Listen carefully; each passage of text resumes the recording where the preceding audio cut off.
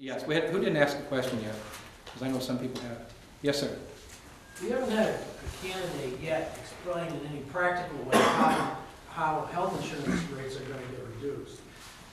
As governor, what tools are you going to suddenly have that permits you to expand access to preventive health care, to increase payments to family care physicians?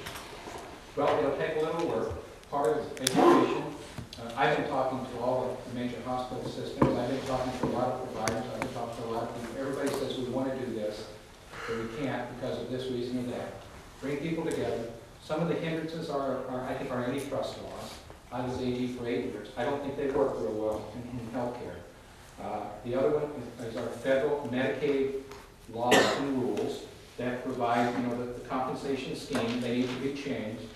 As your governor, I'll be a major player with other governors in this country, like I was as the Attorney General with other AGs, in going to Congress and trying to get that stuff changed so that we incentivize the provision of preventive health care. If we can get, and you're right, it's not easy, it won't be easy, but we can do it. Remember, we only have 1.3 million people here. We need less, here's the other challenge, seniors. We're the oldest state in the nation. Right now, 74% of our long-term care Medicaid dollar goes to nursing homes. We can't continue that. We can't continue that. We've got to make sure we keep seniors in their communities, independent and safe. We have to move to home-based care. I'm just talking about changing the paradigm. Yeah, can I do it the first day? No. But can I do it? Yes. It's building awareness, if you want it to happen, it'll happen. And if we can change the way we incentivize delivery of healthcare services, we'll lower healthcare and we'll have more competition in the healthcare market. It won't be easy, but nothing that really important ever is. But I know we can do it.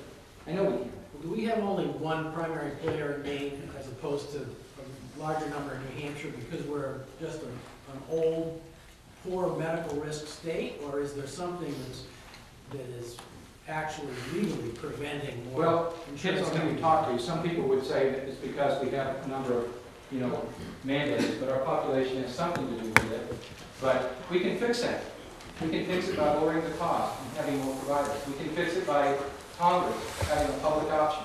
What that public option does, it says if you can't buy private health insurance, you can elect the public option. That will bring the rates down in the private market. So it depends on who you talk to. I know that, other people say, well, we should be able to buy health care in other states and all that. The problem with that is we have a Bureau of Insurance that makes sure that insurance companies providing health insurance in Maine are paying claims, that we're keeping them honest. And if you have someone in Texas or California, it's harder to do. So, but we can fix this. And it's not all about part of the insurance companies. Listen, that rate, I was AG for 8 years, and I don't know how many times, several times a year, we'd go over to the Bureau of Insurance and we'd contest an anthem rate increase. And in most cases, we got it reduced. In most cases. We took our actuaries over there and we argued with their actuaries, and in most cases, we got that reduced. But if we had lower healthcare costs in general, we'd see a lot more competition in the market. We would. Am I doing? Okay. Because I don't mean to, thank you for staying with me here. I'm happy to, yes, sir. You have about 10 minutes. Okay. You're good. Many states have lots of natural resources, just like Maine. And some of them, such as Texas or Wyoming, have zero income tax. I think the difference there is because they get a bulk of their income because of the extraction of their natural resources. Here in Maine, we have some very good natural resources. We have companies that come in and drill and extract stuff from the ground. And I don't believe they pay a penalty in royalties, and they're not taxed like they are in these other states. As the governor, would you try to make that more equitable so that we could be more financially self-sufficient? You're talking about water extraction for the most part? I'm talking about Nestle, yes. Okay, yeah. Here's the deal with that, and I'm just going to be honest with you. Our state, one of the problems that we have is our sort of reputation for changing the rules of the game after you come here. You know that. And so we need to be very careful about this. Can we generate revenue by imposing a tax on water that's extracted and exported? Yes. Should we? Yeah, we should look at it probably. But should we do it? I mean, the concern is you've got somebody in the state of Maine now that's employing a bunch of people. They've invested a lot of money. And if you're going to change the rules, I think you have to do it in a way that's prospective in application with respect to those people who've made the investment. I think that's true with everything. So now listen, you know, if Maine is the other way to look at it, that's assuming, you know, we've got enough water. Maine is going to become more of a gym in the future as the rest of this continent becomes drier. We've got something that a lot of people want now, and they want it because it's Maine, you know, it's spring-fed water. Maine is pristine. People love this state. Why do you think, you know, we market products? Because it's the Maine brand. It's clean, it's pristine, Maine built is best built. We've got all that going. But we're going to have something else in the future. We're going to have a natural resource that a lot of folks aren't going to have. So we need to safeguard that natural resource. And we need to make sure that we don't let somebody take it out of the state and deplete, you know, this valuable thing. So I think in the future that's something we have to look at. But I guess what I'm saying is right now that's counterbalanced by my concern about changing the rules of the game, you know, in the middle of the game with respect to that company. So it's something I've been looking at hard and wrestling with.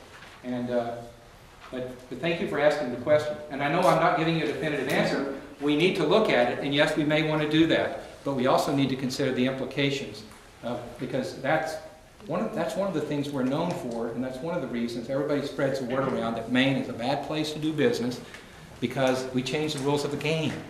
And I'm not sure it's all true. I know it's not all true, but that goes around. We need to make sure the companies want to go here. Yesterday, I was in Portland, and I was at breakfast, and I had this president of this company give this spiel, and I was really impressed. And the name of the company, you probably heard it, is IDEX. And what they make is they make test kits for it's animal diagnostic test kits. They provide information that veterinarians can use to test to determine a disease process of an animal. And this company's profits have just gone like that. It's because of what, do you think? Innovation. Innovation. It's because of smart, healthy, educated, well-educated people. That's what we need. It's innovation. It's building on the strengths, which is our people.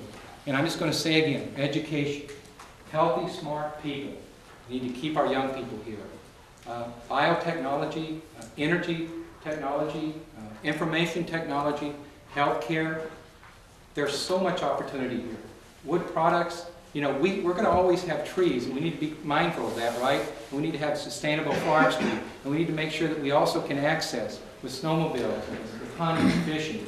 You know, we need to continue the traditional uses of our forests, but we also need to use those wood fibers in a way that maximizes the value added here in Maine, that we create jobs that pay a good wage. And that's going to be University of Maine, research and development, you know, things like that.